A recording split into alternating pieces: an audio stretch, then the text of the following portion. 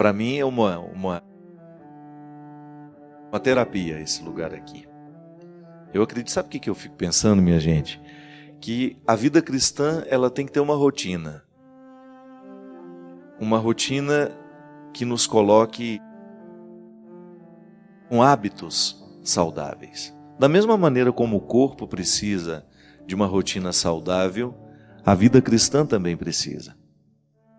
E eu fico identificando que nós somos muito pobres quando o assunto é vida espiritual.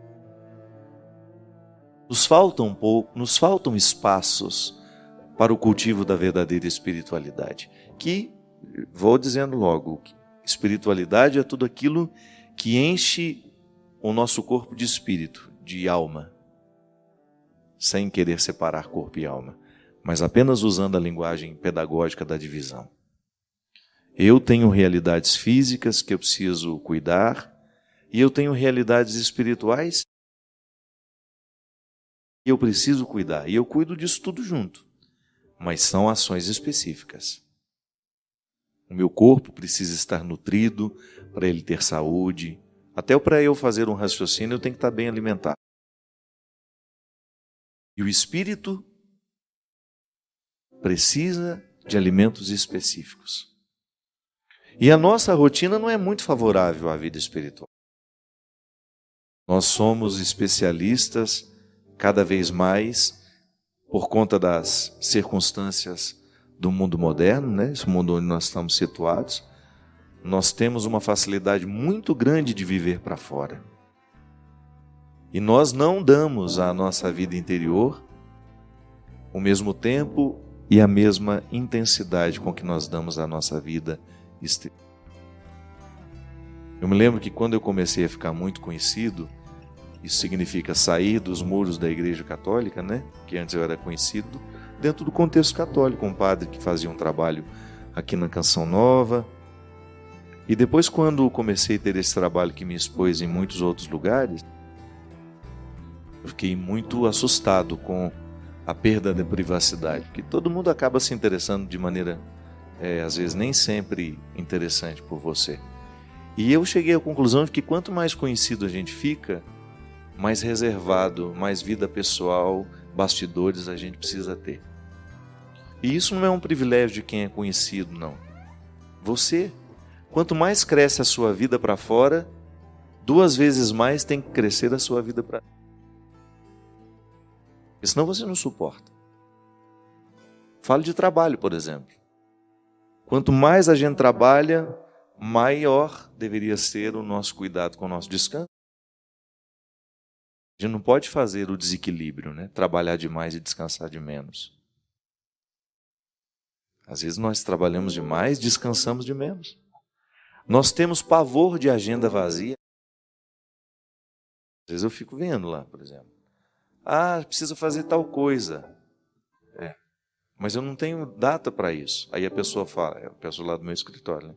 Não, dia tal você está livre. Sim, mas é o único dia que talvez eu tenha para cuidar de mim, para cuidar das minhas necessidades, né?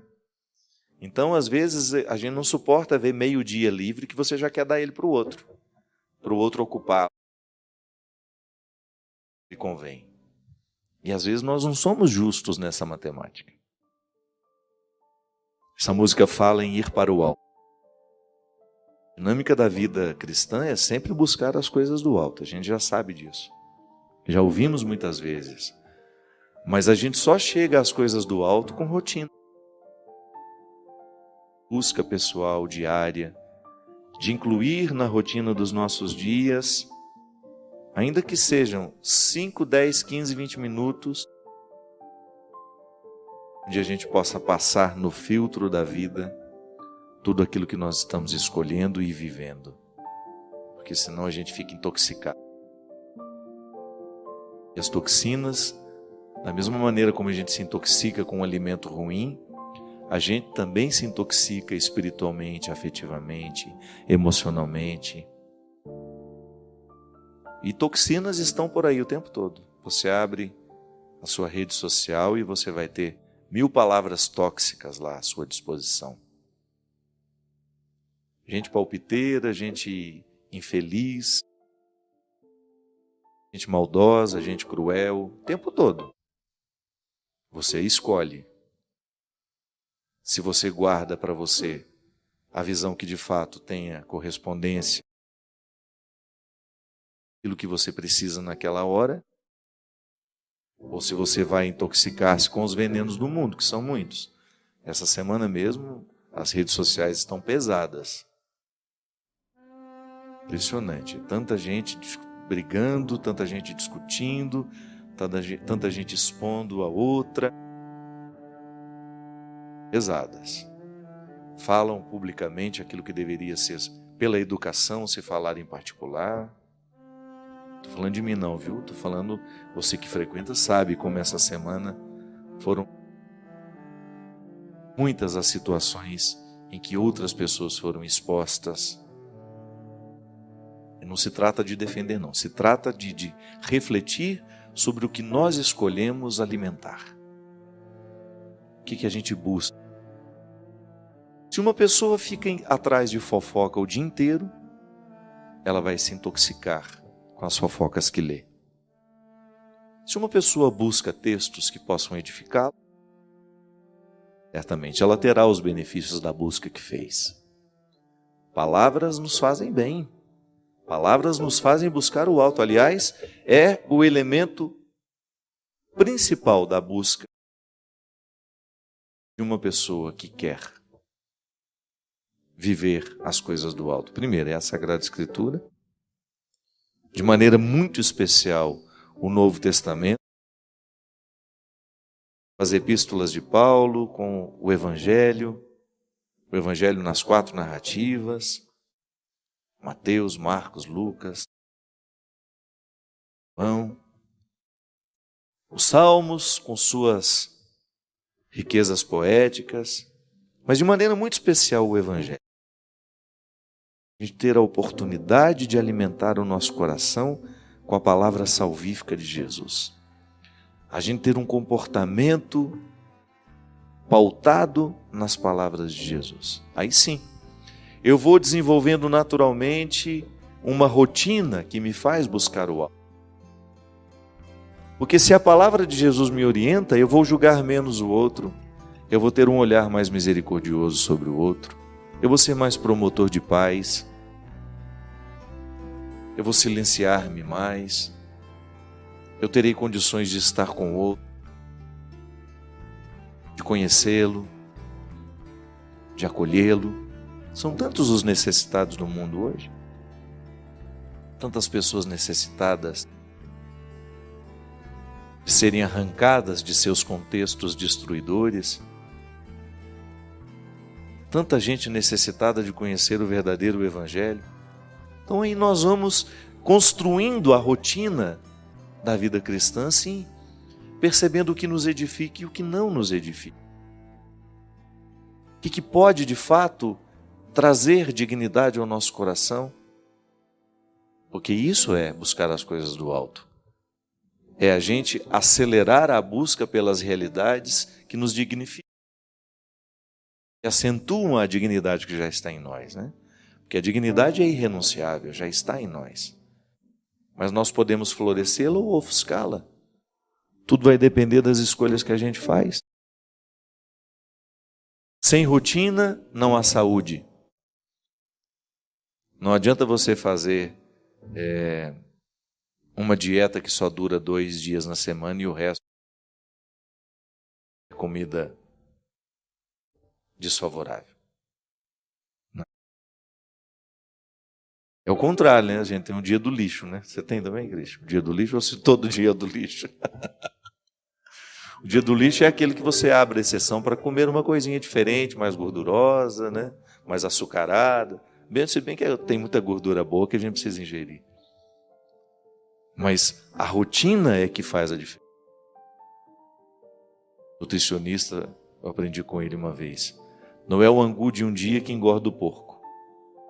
É o de todo dia. Então a rotina saudável que começa a ser elaborada a partir de um amor próprio. E é por isso que o primeiro contato que nós temos com Jesus é uma palavra amorosa. É Jesus declarando-se amoroso. Queremos o seu bem. Quero o seu bem. E a partir do bem que Ele quer, eu internalizo essa experiência amorosa e passo a querer o mesmo para mim. A gente está, de fato, no caminho certo quando nós descobrimos que já estamos praticando ou que estamos buscando o bem que Deus quer para nós. Quando nós já estamos conseguindo fazer escolhas que sejam favoráveis àquilo que Deus quer para nós. Na rotina da nossa vida, a salvação está sendo cultivada. E é por isso que é tão difícil arrancar uma pessoa do contexto da destruição. Porque geralmente a destruição ela não acontece da noite para o dia. Ela é fruto de um hábito.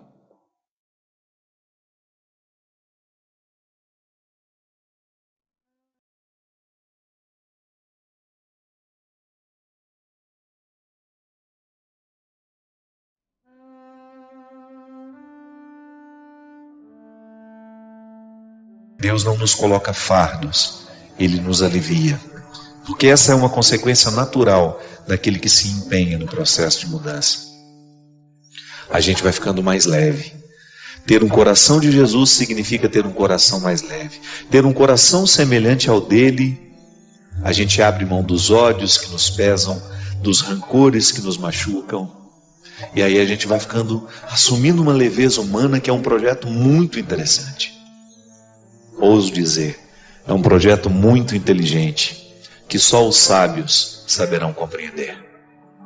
Nós não temos o direito de perder a nossa vida ao lado de pessoas, de situações que nos façam perder.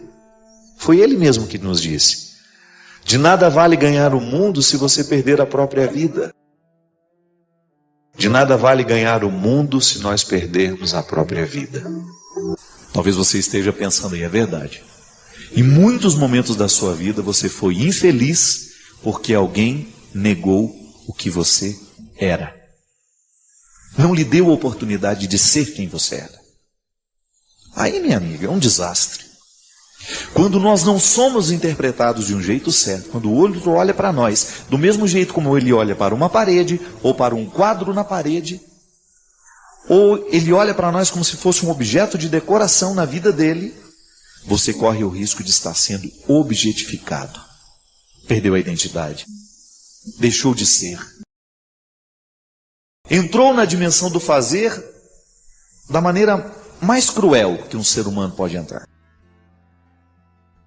E às vezes, nós vamos ficando cansados e a vida vai ficando um fardo para nós, porque nos falta essa coragem de romper com aquilo que nos faz ficar perdidos. Você é um território sagrado. Dizer que você é um filho do céu, mesmo que você já tenha errado muito na vida, mesmo que você já tenha fracassado muito, não importa. Hoje é dia de recordar que você é um território santo. E ao reconhecer que é um território santo, você tem o direito de desfazer todos os acampamentos irregulares que porventura aconteceram na sua vida. Pessoas que chegaram, estruturas, mentalidades, coisas que de repente foram tomando conta de você e que lhe transformaram num objeto, num bem de consumo. E infelizmente você acostumou a viver assim, mas sabe muito bem lá dentro, no fundo do coração, sabe que este incômodo precisa terminar, porque a sua realização é que está em jogo. E nós não temos o direito não, gente, de brincar com a nossa realização. Nós não sabemos quanto tempo a gente tem, não é verdade? Quanto tempo nos resta para a gente ser quem a gente é? Não vamos ficar perdendo tempo com o não ser, ou com realizar o sonho do outro, porque ele me imaginou assim, assim, assim. Não. A vida é urgente e nós precisamos viver com muita disposição a oportunidade de ser hoje, aqui, neste momento. Hoje é Jesus nos dizendo isso: vinde a mim todos vós que estáis cansados. Porque quando nós estamos escolhendo errado, a gente fica cansado mesmo. É sempre muito desgastante. É sempre muito desgastante quando nós estamos com a percepção de estarmos no lugar errado. fazendo o que é errado, com as pessoas erradas. É cansativo.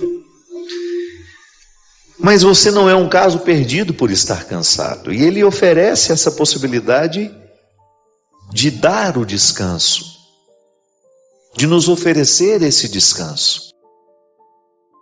E como é que nós descansamos, minha gente? É ficando acomodados? Não. Nós podemos descansar quando, com muita consciência, com muita responsabilidade, a gente caminha na direção do contexto certo. Quando você fala, olha, a partir de hoje, tudo que está ao meu redor, todos que estão ao meu redor, precisam facilitar a minha salvação. Porque em algum momento você pode descobrir, você de repente, através desse programa, através de uma leitura que você faz, através de uma palavra, você de repente descobre que você está vivendo a condição de objeto. E que na condição de objeto nenhuma felicidade pode ser possível à vida humana. E que nós não temos o direito de objetificar ninguém, nem tampouco aceitar ser o objeto do outro. É a vida. E é tão bonito quando nós descobrimos uns com os outros, né? Nossa, desculpa, eu estou te objetificando. Eu não estou deixando o seu ser livre. Eu não estou permitindo que você seja você. E o amor nasce disso, dessa capacidade de respeitar esses limites e de compreender que o outro está em processo de transformação, não naquilo que eu quero, mas naquilo que Deus quer para ele. E nisso consiste o amor humano, em acelerar o desejo de Deus na vida daquela pessoa. Para isso nós nos amamos, não é? Aí a gente identifica, sempre olhando como a gente propõe, né? Que na nossa vida nós precisamos rever o nosso jeito de viver constantemente. É um exercício de conversão. A gente lançar uma luz sobre o nosso modo de viver e ter coragem de reconhecer onde é que nós não fomos semelhantes. Qual foi a atitude de hoje que, ao invés de lhe fazer avançar na semelhança com Jesus, lhe fez retroceder? Qual foi a palavra que você disse hoje que não lhe fez ser semelhante a Jesus? Qual foi o pensamento? O que você pensou hoje? Até mesmo na relação com os outros, né? Pode observar. Muitas vezes nós não mudamos a atitude, é porque a gente não muda o jeito de pensar. É interessante como isso se dá muito na realidade, quando eu tenho dificuldade de conviver com alguém. Se não muda o jeito como eu interpreto o outro, não vai mudar o meu jeito de tratá-lo. Eu esbarro nisso o tempo todo, minha gente. Você sabe muito bem, me acompanha, sabe o tanto que eu sou público, a minha vida me expõe o tempo todo. E eu preciso ter muita segurança no ser, para eu dar conta de fazer o que eu faço. E de vez em quando esbarra pela minha vida, através de uma carta, através de um e-mail, pessoas que não entendem o meu ser padre. É natural. Só que, no momento em que eu não sou interpretado do jeito como eu preciso ser, eu tenho todo o direito de estabelecer aquele limite. Por quê? O outro não está me interpretando do jeito certo. Não sou um objeto de consumo. Mesmo como padre, ainda que eu tenha que doar a minha vida, eu não sou um objeto de consumo. Às vezes nós somos tão cruéis com o que a gente pensa, os nossos preconceitos, as nossas imagens distorcidas do outro. Nós somos muito dissemelhantes, não somos semelhantes a Jesus. Porque se nós olhamos para a maneira como Jesus se relacionava com os seus, era sempre uma postura acolhedora, amorosa, dura às vezes, mas nunca sem perder a ternura e o amor.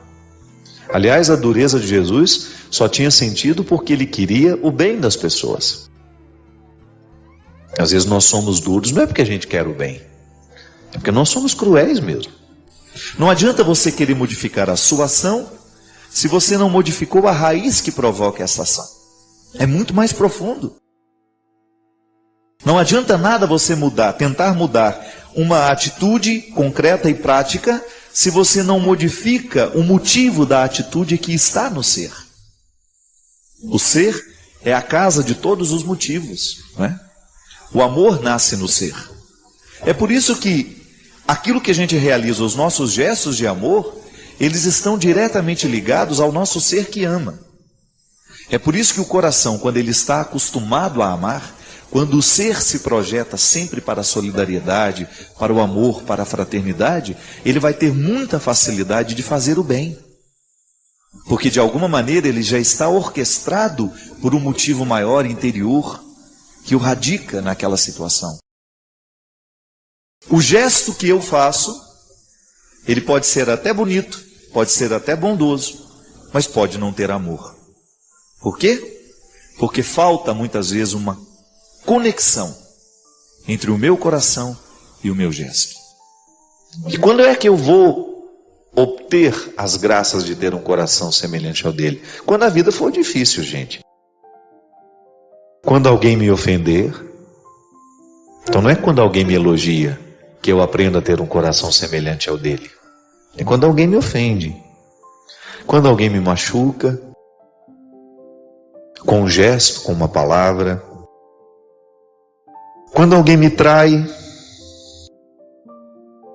Quando a cruz da solidão pesa sobre mim. Quando alguém me injustiça. Quando alguém me calunia.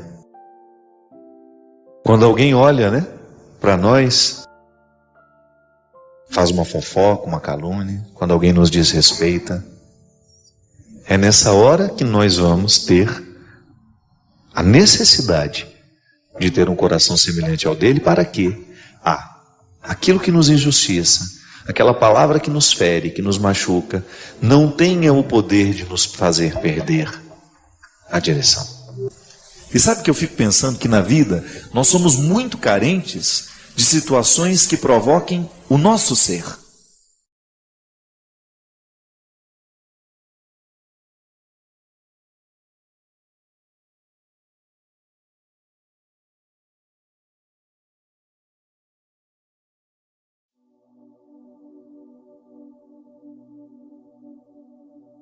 Uma pergunta bem feita, ela tem o poder de gerar respostas muito criativas dentro de nós. Ou então, quando não conseguimos chegar às respostas, a pergunta mesmo se encarrega de nos levar a um processo de mudança.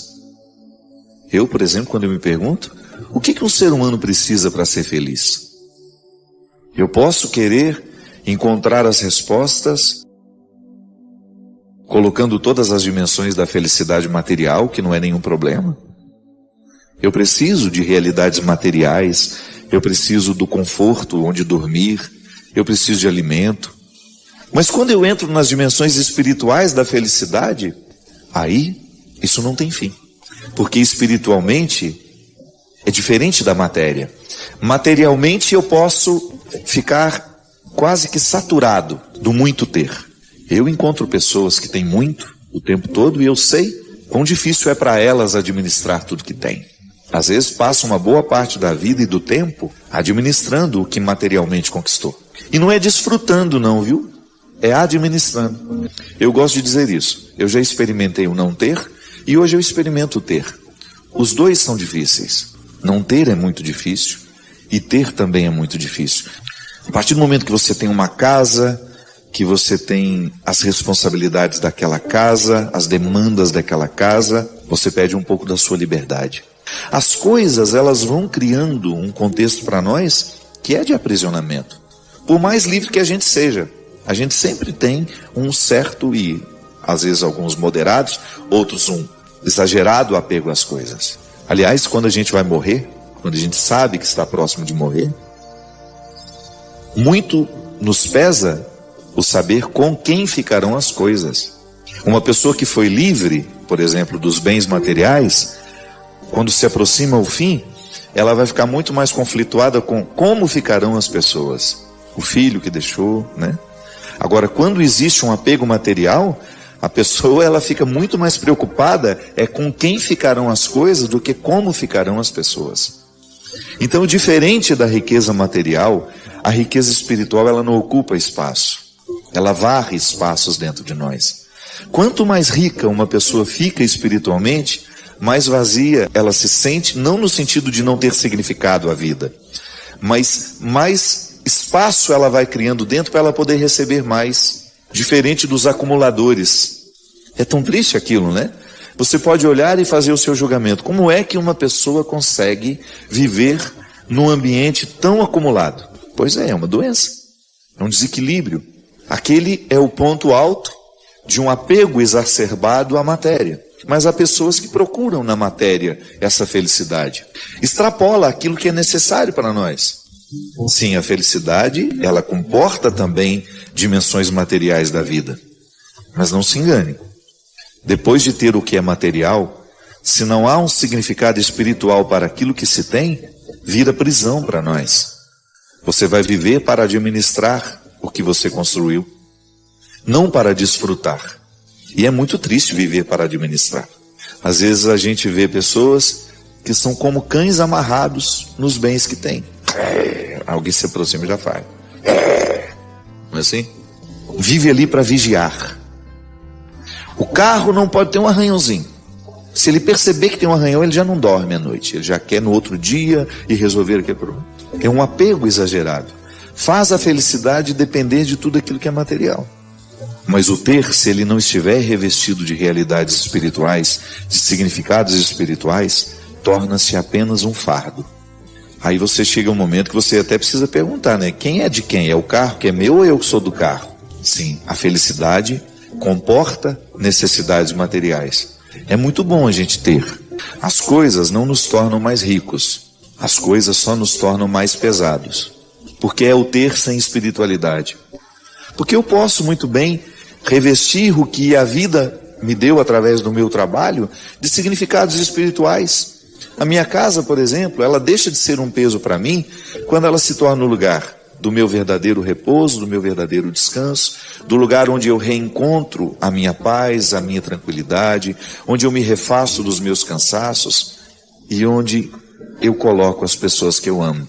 Todo mundo que frequenta aquela casa passa a fazer parte de uma felicidade espiritual. É tão bonito quando você entra dentro de uma casa e você percebe que ali o respeito pelo outro está nos pequenos detalhes. Não é apenas uma casa para ser bonita, não. É uma casa para ter significado espiritual. Isso é, ali as pessoas que transitam por ali se amam. E isso passa a fazer parte de uma felicidade espiritual. Você estar acompanhado de pessoas que você aprendeu a amar. O outro não é enxergado como apenas um objeto para satisfazer necessidades, não. O outro é um ser que faz parte da alegria da minha casa. Nós crescemos demais como pessoas, quando nós conseguimos ultrapassar o significado da matéria. Não, nós precisamos permitir que Deus nos eleve, que Deus nos faça crescer. O amadurecimento espiritual, a riqueza espiritual, até mesmo para nos ajudar a dar sentido a tudo aquilo que materialmente nós podemos conquistar. A tudo aquilo que você já conquistou, a tudo aquilo que você pode ainda conquistar. Para você ser uma pessoa rica espiritualmente, afetivamente. E aí até mesmo aquele pouco que você já alcançou, pode ser que não seja muito. Fica tão cheio de significados que você se sente rico. Você tem aquela sensação de que já valeu a pena. Você fica generoso, você fica grato com a vida. Que é muito ruim quando nós não aprendemos a gratidão. Podemos conquistar tantas coisas e ainda assim não estamos satisfeitos. Por quê? Falta a riqueza espiritual de ser grato.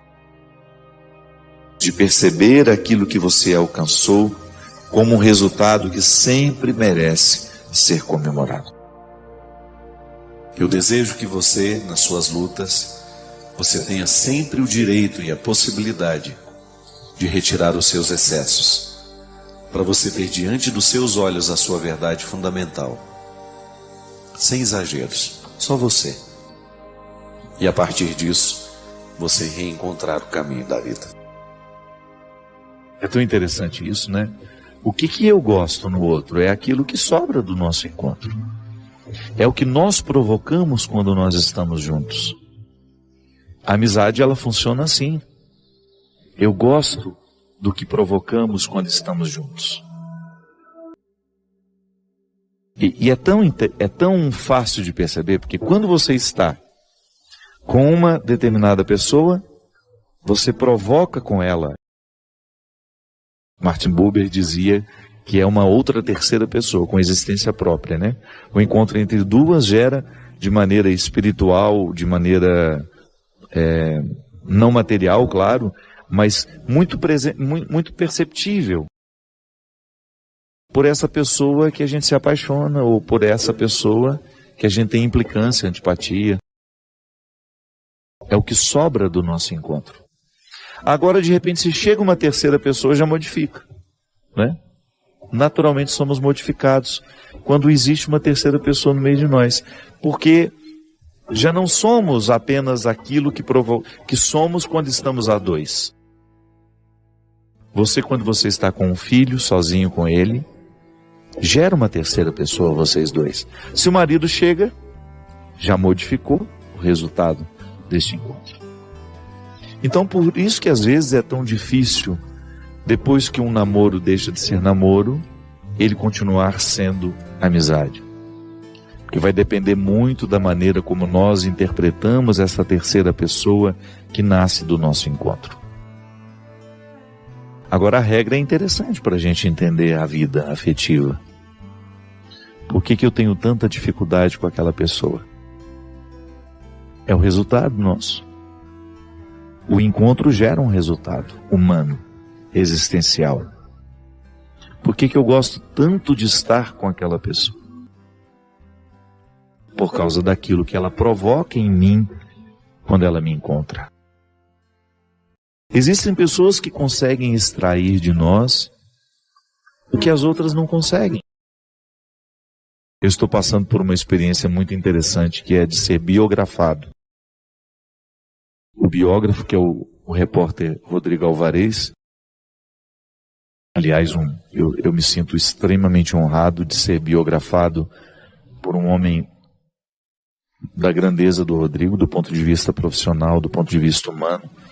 Um ser humano extremamente capacitado, sensível. Rodrigo atualmente é correspondente da Rede Globo em Berlim, mas eu o conheci em Jerusalém, durante o Pentecostes do ano passado.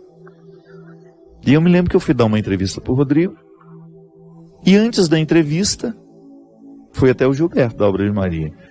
Pelo amor de Deus, conversa com o Rodrigo ali, que ele precisa depois fazer uma reportagem, e a gente acha que você, o senhor e o padre Reginaldo Manzotti é que deveriam conversar com ele. Aí tudo bem, ficamos ali batendo um papinho antes da entrevista, e ele ficou muito curioso com a minha maneira de ser padre no Brasil. E depois a nossa conversa continuou, mas não é isso que eu queria falar. Neste período de ser biografado, eu tenho que pôr minha vida na mesa, né? Eu tenho que lembrar fatos, pessoas que passaram por mim, que me ajudaram a ser quem sou.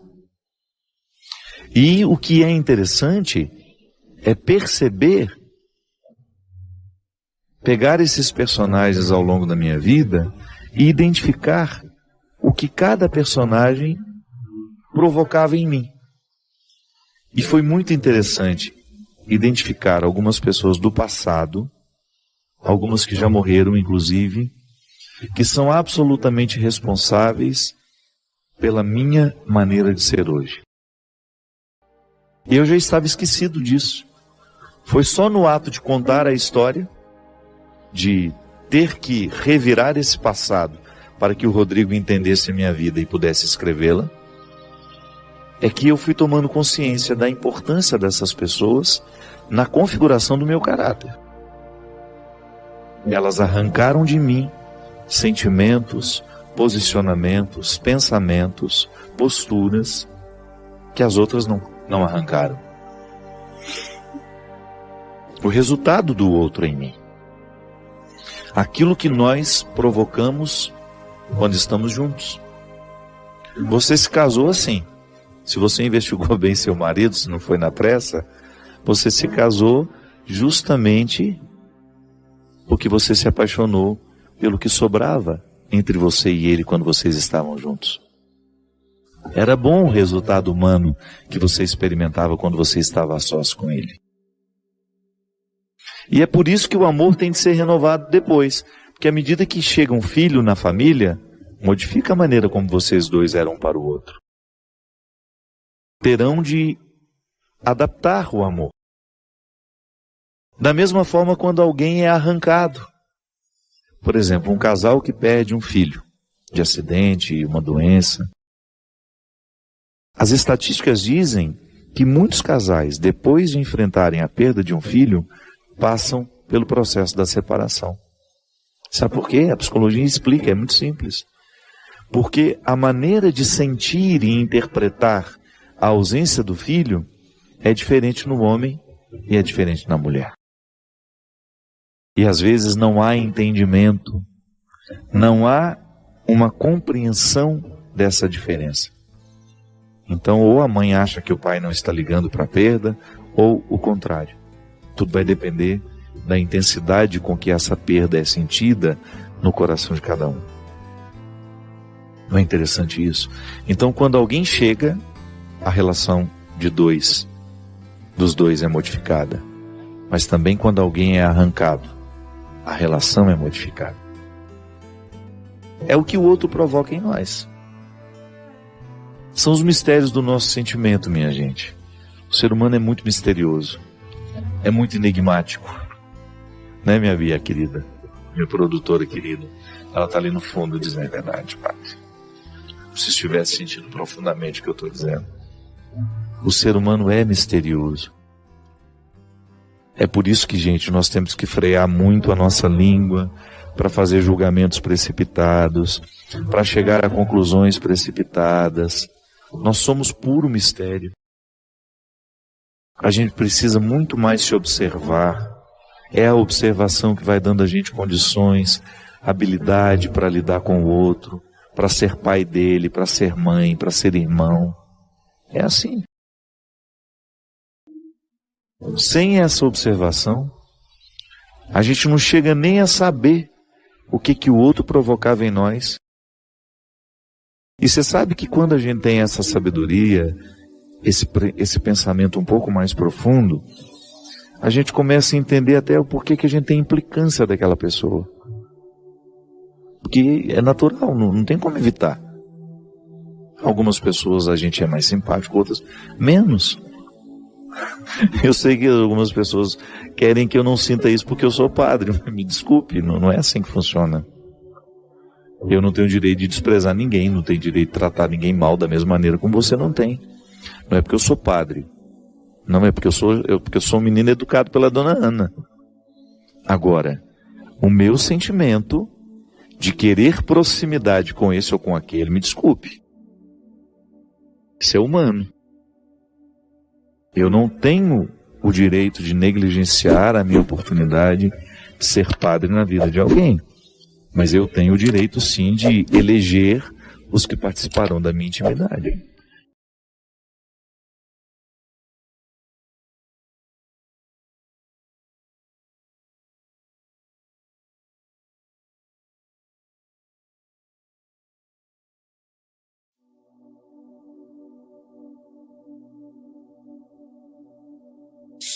Padre Fábio, tenho sentido que minha vida está marcada pelo sofrimento.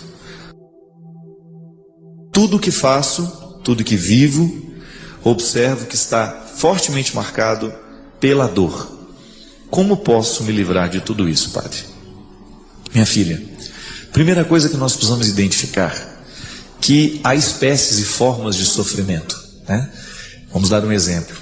Quando você sofre uma dor, você está com uma pedra no rim, que é uma das piores dores que tem, né? Se você tem uma pedra no rim, você tem um sofrimento concreto, real. É o seu corpo que padece. E aí você corre atrás de todos os recursos da medicina para aliviar aquele órgão que está sofrendo. Aliás, sentir dor tem que ser para nós um motivo para ir ao médico. Nunca de tomar um analgésico. Às vezes a gente resolve a dor com analgésico. Isso é, o organismo está mostrando para você que alguma coisa está errada, e é bom que a gente sinta dor, porque a dor é a manifestação daquilo que não está bem. No momento em que a dor é manifestada, nós temos uma espécie de sofrimento. E aí a gente sofre até o momento em que aquela dor é saciada, sanada. muitas vezes com medicamento, muitas vezes precisa de uma intervenção cirúrgica, uma dor muscular, por exemplo, uma massagem vai embora, o sofrimento vai embora. Só que, pelo que eu percebo, o seu sofrimento é mais do que isso, né? Ele não se localiza, ele não pode ser radiografado, ele não pode ser detectado no exame de sangue. O que muitas vezes, e aí vem a outra espécie de sofrimento, que é o sofrimento muitas vezes psicológico, o sofrimento espiritual. O que é que alimenta o sofrimento psicológico? O pensamento. A gênese do sofrimento psicológico é aquilo que a gente pensa. Pode observar. Quantas vezes você ficou sofrendo por aquilo que você estava pensando? O pensamento é a fonte de toda dor. Psicológica é. E muitas vezes você tem o pensamento atingindo o seu corpo por causa da força que ele tem. Se você tem ansiedade, você vai fazer um discurso e você está pensando no medo que aquele discurso lhe traz. E você permite que aquele medo lhe domine. Isso é, você alimentou o pensamento. Eu estou com medo. Você está alimentando o medo através do seu pensamento. Você começa a ter dor de barriga. Não é assim? Você começa a ter dor nas pernas. Você começa a ter dor nas costas. Porque você vai ficando tenso. Você joga toda a sua atenção no pescoço. Enfim, o pensamento atingiu o seu corpo. Muitas vezes o que acontece conosco é isso. Pode observar que boa parte dos sofrimentos que nós temos, eles são frutos dos nossos pensamentos. Descubra se aquilo que você está alimentando hoje, no seu pensamento, se isso te alegra ou se isso lhe traz preocupação, se isso lhe infelicita. E você vai saber se você vai sofrer mais tarde ou não. Porque aquilo que nós escolhemos pensar hoje é tão determinante sobre nós, é tão determinante, que a gente acaba se transformando naquilo que a gente pensa. É isso aqui que comanda, minha gente. Se você acordar amanhã, acreditando que você é incapaz, que você não vai dar conta de nada, que você é um nada nessa vida, você realmente tem todas as chances de se transformar um nada nessa vida, porque você será influenciado por aquilo que você pensa de você. O pensamento é tão sério, é tão determinante sobre nós, que aquilo que a gente escolhe pensar é aquilo que naturalmente a gente vai ser por consequência. Eu até penso, e digo isso muitas vezes, nós nos ocupamos demais do que os outros estão pensando a nosso respeito. Você já deve ter passado muito tempo da sua vida preocupado com o que os outros estavam pensando de você. Você gerou sofrimento, porque você ocupou o seu pensamento daquilo que os outros pensam de você, mesmo que não seja verdade. Você colocou o seu pensamento a respeito da fofoca que o outro fez. Você começou a sofrer por uma coisa que nem é verdade. O outro fez uma fofoca de você, você se ocupou do que o outro disse e passou a só pensar nisso. Por que ele falou aquilo? Mas ele não tinha direito de ter falado. Está vendo? Você está sofrendo. O que é você resolver o mal pela raiz? É como você arrancar a pedra do rim. Eu não vou dar atenção a esse pensamento, a isso que ela falou, porque isso que ela falou não é verdade. Eu não sou o que ela está dizendo. Então você elimina o poder daquele comentário sobre você. Você purifica o seu pensamento. Naturalmente você deixa de sofrer por aquilo que estava te fazendo sofrer. Você ocupa a sua mente de uma coisa boa. Você vai se recordar daquilo que você sabe de bom a seu respeito. Aí você neutraliza o poder daquele comentário ruim. Por exemplo, quando você se ocupa do que o outro está pensando de você, geralmente você se esquece do que você sabe a seu respeito. Não é o que o outro pensa sobre você que tem que ser determinante. É o que você pensa de você mesmo. E aí, muitos sofrimentos nascem daquilo que eu penso sobre mim. Se eu me acho um incapaz, porque alguém um dia me disse isso e eu acolhi, se eu me acho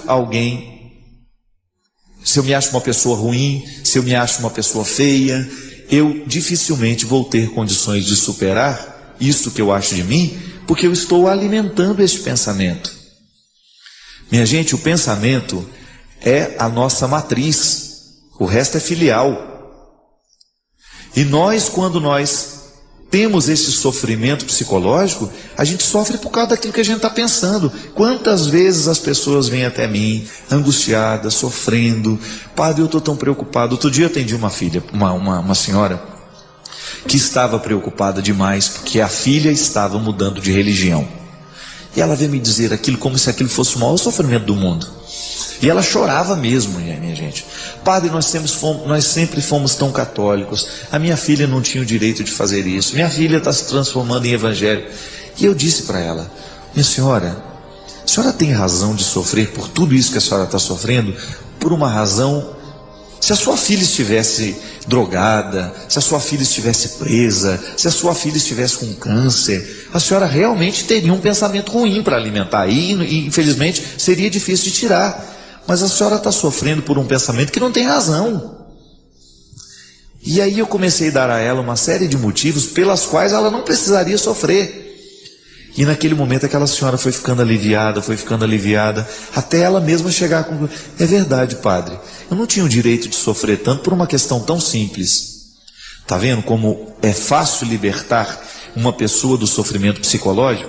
Porque você modifica um pensamento ruim por um pensamento bom. Quantas vezes você ficou sofrendo porque você ficou alimentando dentro de você, do seu cérebro, um pensamento ruim sobre os outros? É igual fofoca. Essa semana até eu me diverti muito, né, vendo o Eto e a Luzia no programa Sorrindo para a Vida dessa semana, que eles estavam falando justamente dos fofoqueiros de plantão. Eu não sei o que foi carta anônima que chegou aqui, e o Eto estava assim, dizendo, né, com tanta simplicidade. O Eto é muito simples, e ele fala diretamente aquilo que a gente precisa ouvir, né? Eu gosto muito de ouvi-lo. E ele estava dizendo: se tem uma coisa que me irrita numa pessoa, é esse negócio. Falaram, comentaram.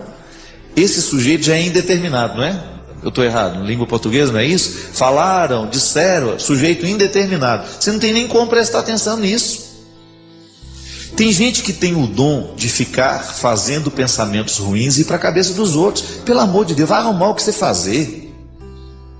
Se você não tem muita coisa para dizer a meu respeito, fica calado, é melhor. Você tem todo o direito de não gostar de mim, você tem todo o direito de não gostar do outro, mas você não tem o direito de inventar histórias dele. Você não tem o direito de transformar o outro naquilo que você imaginou dele. Eu sempre digo, minha gente, que nós que somos públicos, a gente sofre por duas razões. Ou as pessoas imaginam que nós somos melhores do que nós somos, ou elas imaginam que a gente é pior do que a gente já é. Dos dois jeitos é ruim. É ruim ser imaginado muito bom, mas é também ruim ser imaginado muito ruim. Eu não sou tão ruim assim como alguns falam, e também não sou tão bom assim como alguns falam. Eu quero apenas o direito de ser o que eu sou, de ter os meus limites e de lutar contra eles. Mas agora, no momento em que o outro começa a fazer uma fofoca de você, começa a fazer um comentário maldoso a seu respeito, você tem que escolher se você vai querer alimentar esse pensamento dentro do seu coração ou não. E o sofrimento psicológico, minha filha, talvez você esteja neste aspecto, sofrendo aí. Começa a prestar atenção nos pensamentos que você leva para a cama, antes de dormir. Sobre o que você fica pensando? Tem gente que vai para a cama e fica pensando: ah, meu Deus, aquela prestação, será que eu vou ter dinheiro para pagar? Você vai trabalhar agora? Não vai. Então dorme, pra você trabalhar direito amanhã. O dinheiro vai vir se você dormir na hora certa, se você tiver com saúde para trabalhar. Agora, se você ficar trazendo para a sua cabeça o pensamento errado, aí dificilmente você vai ter saúde para depois. Tem o ciumento. O ciumento é aquele que sofre com o pensamento que tem. Será que ele está falando a verdade para mim mesmo? Será que ele foi lá onde ele falou que foi? Quem escolhe ter ciúme, escolhe viver um inferno, porque fica fazendo a opção de ter pensamentos de desconfiança o tempo todo na cabeça. Pelo amor de Deus, você não vai levar para sua cama. Sua cama tem que ser um lugar sagrado. Sua cabeça tem que ser um lugar sagrado. Se você percebeu que aquele pensamento não está te fazendo bem, manda embora. Não leve com você pensamentos que vão te destruir. Peça a Deus para te livrar de tudo isso. Como é que a oração tem o poder de atingir o nosso pensamento? Quando você começa a substituir os pensamentos ruins pelos pensamentos bons. Gente, isso é igual educação de criança.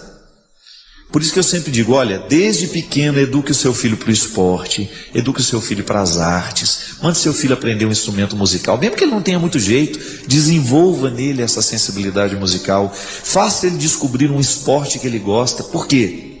Mente sã, corpo são.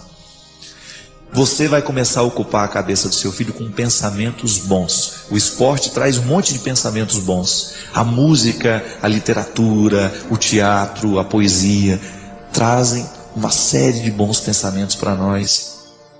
E aí, os pensamentos ruins não vão ter espaço dentro de nós.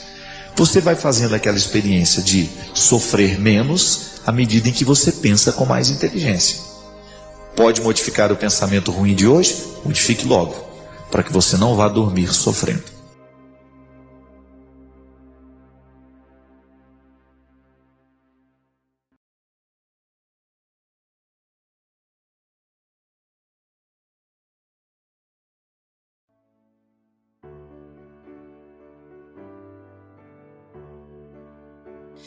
Uma pessoa que me escreveu aqui, ela disse assim: Padre, eu moro fora do Brasil há 5 anos, e eu preciso muito da sua ajuda. Por mais que eu tente, eu não tenho conseguido perdoar. Eu sou fruto de um relacionamento da minha mãe com um homem casado, e ele decidiu viver a vida dele com a família dele. E minha mãe refez a sua vida com uma outra pessoa. Eu nunca aceitei o envolvimento da minha mãe com essa pessoa. E talvez por medo de perder a atenção dela, só que isso não aconteceu. E desde cedo, desde muito criança, eu sofro muito com isso.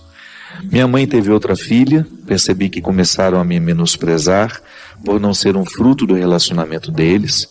E meu padrasto, que não gostava que minha mãe fizesse muita coisa para mim, tornou-se uma pessoa muito difícil. Eu não podia estudar em história particular, diferente da minha irmã que podia. Eu passei em 2 faculdades públicas, fiz as 2 porque eu não queria perder. E mesmo assim, só sofri cobranças de minha mãe e de minha irmã. E minha irmã sem nenhuma cobrança. Sempre a vida dela facilitada e a minha vida sempre mais difícil. Hoje, Padre, eu estou fora de casa por decisão própria e fico nutrindo dentro de mim um sentimento muito ruim pela minha irmã. Um sentimento de ódio mesmo. E quando me pergunto se quero ter filhos, eu digo que não. Eu tenho medo de fazer o mesmo com eles. Padre, eu preciso da sua ajuda para conseguir superar tudo isso. Minha filha, toda vez que nós temos uma história difícil, você tem razão. É muito comum que uma pessoa reproduza no outro a vida difícil que teve. É por isso que a gente precisa se curar do que viveu, do que experimentou. Porque senão nós nos tornamos continuadores, né? Daquilo que tanto foi penoso para nós. Toda vez que eu não sou capaz de assimilar uma dificuldade vivida, eu posso fazer repercutir nos outros a dificuldade que eu não soube assimilar. A gente perde muito tempo em não perdoar. Porque o perdão é justamente a oportunidade que a gente tem de viver uma reconciliação que tem várias dimensões. Um dos aspectos dessa reconciliação é eu me reconectar comigo. Você sabe qual que é o grande estrago? O outro quebra dentro de mim uma harmonia. Pode ser que você esteja pensando que a sua falta de harmonia seja com a sua irmã. Não. É muito mais profundo. A sua falta de harmonia com a sua irmã é uma consequência da harmonia que a sua irmã conseguiu quebrar dentro de você. Claro, pode ser que a sua irmã nem fosse consciente disso. Mas quando o seu padrasto e sua mãe privilegiavam a sua irmã, ela naturalmente retirava dentro de você a sua autoestima, o seu respeito por você. Então é isso que primeiramente precisa ser arrumado.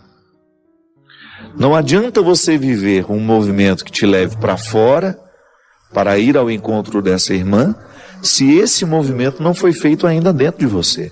É uma reconciliação pessoal. Você perdoar a vida, sabe?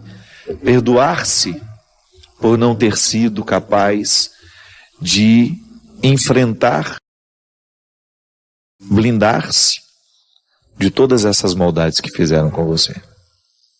É reconciliar-se, sair da condição de vítima, né? Porque também ninguém ganha nada sentindo-se o coitadinho, o pobrezinho da história, o que foi maltratado, o que foi isso, o que foi aquilo. Nunca vi uma pessoa se tornar grandiosa, vencedora, alimentando o espírito de vítima. Esse primeiro movimento que você faz é de correção daquilo que você permitiu ser quebrado. Uma coisa é alguém entrar na minha casa e jogar uma peça preciosa no chão. Outra coisa é alguém entrar na minha casa, me fazer segurar a peça preciosa e me mandar jogar no chão e eu obedecer. O primeiro estrago que geralmente fazem com a gente é esse. Nos fazem desprezar aquilo que nós temos de mais precioso.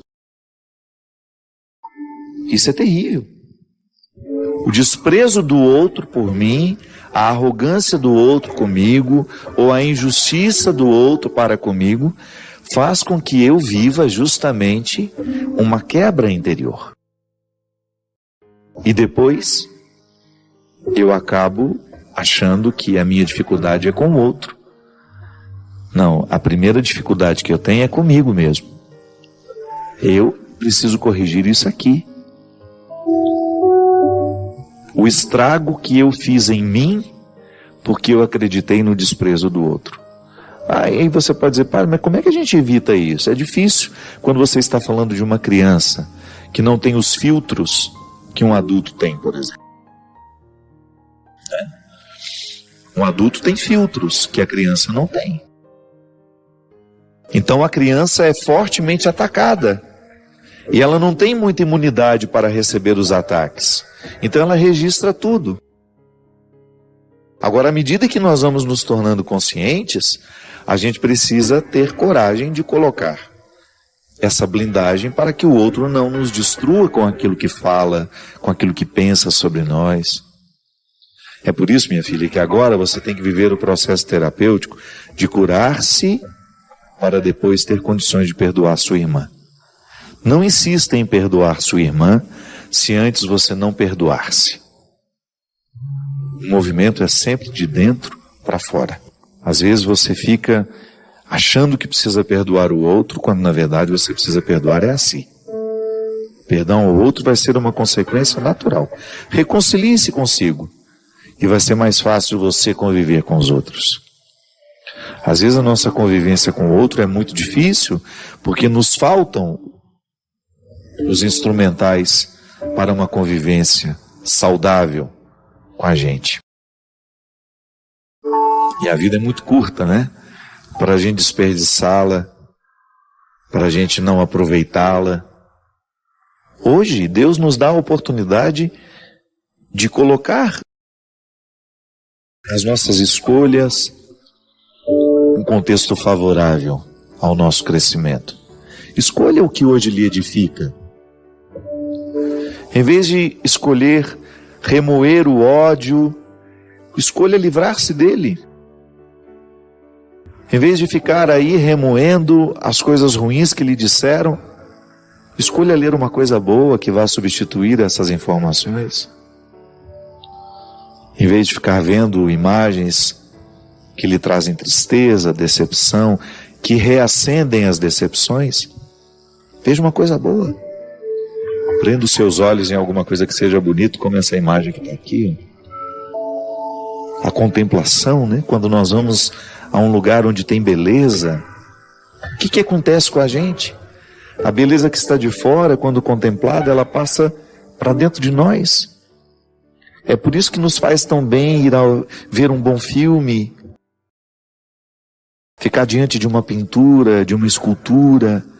A arte tem efeito em nós. O que está de fora harmoniza o que está de dentro. Escolha isso. Escolha a parte que lhe faz bem. E naturalmente aquilo que lhe destrói vai perdendo a oportunidade de lhe destruir. A semente tem o dom de ser árvore. Ela não precisou fazer nada para receber aquele dom. Todas as possibilidades da árvore estão condensadas na semente. Mas ela terá que passar pelo processo da tarefa. Isto é, vai ter que cair num solo propício, vai ter que receber a chuva, vai ter que permitir morrer para nascer árvore. Essa é a tarefa da semente. E que nós muitas vezes ajudamos a cuidar. Se você quiser uma árvore na sua casa, você planta desde pequenininha e você vai trabalhando aquela semente que foi plantada para que ela venha a ser a árvore que ela pode ser. Todos nós somos dotados deste dom. Eu nasci para ser livre. A liberdade me foi concedida como um dom irrenunciável. É irrenunciável, não tenho como dizer eu não quero esse dom, está em mim. Agora, eu terei de lutar no meu dia a dia para alcançar esse estado de livre. De homem livre. Você de homem livre, de mulher livre. Porque nós vamos ficando amarrados em muitas coisas. São muitas as situações humanas que vão prejudicando a nossa liberdade. A começar pela nossa educação. Porque quando nós nascemos, nós somos entregues a uma família. E as famílias não são perfeitas. Os nossos pais não estudaram psicologia para poder nos educar. Eles erraram muito conosco.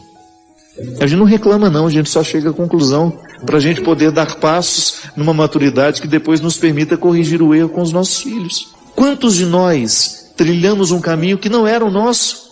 Somente para agradar pai, somente para agradar mãe? Quantos de nós repetimos uma história triste porque a gente ficou acorrentado nos defeitos dos nossos pais e depois a gente reproduziu exatamente os mesmos erros deles? Então, a liberdade interior a gente começa a cultivar toda vez que nós temos a feliz oportunidade de passar pela vida de quem nos faz livres. E por aí a gente encontra muita gente com essa boa vontade de nos ver com amor, de nos ver com liberdade, de olhar para as nossas possibilidades, identificá-las e nos ajudar a fazer florescer. São os verdadeiros amores, né? Os verdadeiros amigos, os verdadeiros vínculos. O amor entre amigos é o último estágio do amor, na minha compreensão.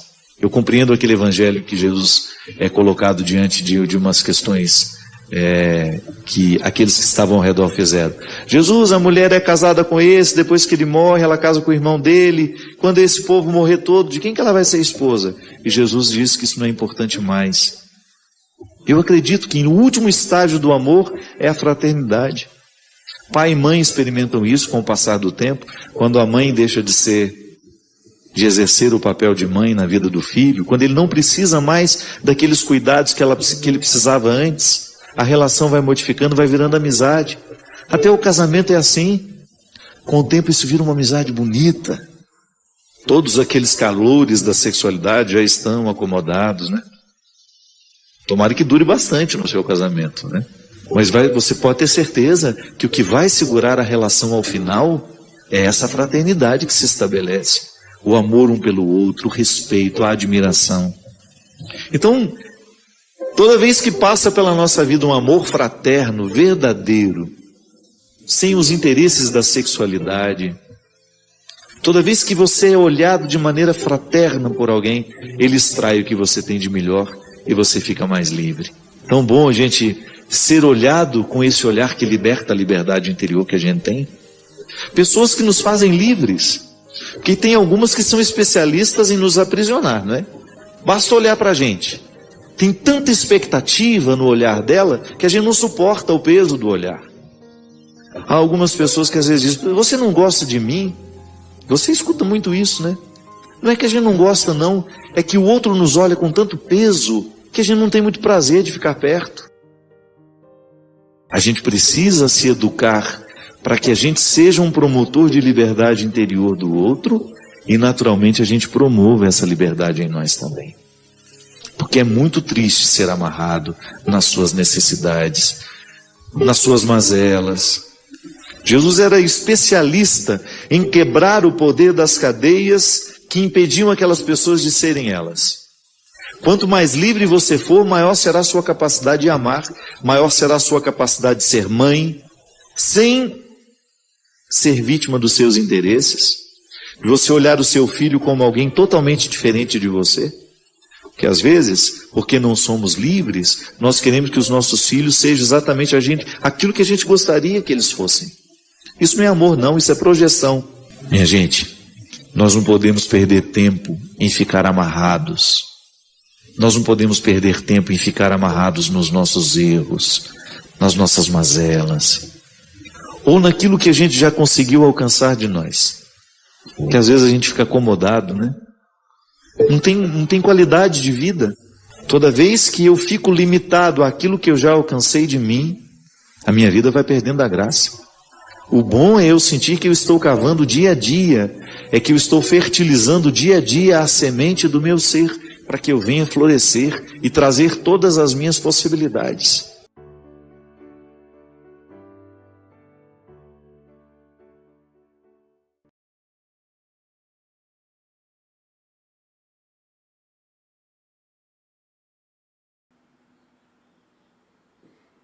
Num mundo repleto de cortes, de vídeos curtos, de distrações, você escolheu ficar aqui e ouvir isso até o final. Isso já diz muito sobre a sua disposição de ter um olhar mais fundo. Escreve aí nos comentários a sua cidade e, se quiser, se inscreva e compartilhe esse vídeo com alguém que também não tem medo de pensar. Valeu? Um grande abraço a todos e até o próximo vídeo. Tchau, tchau!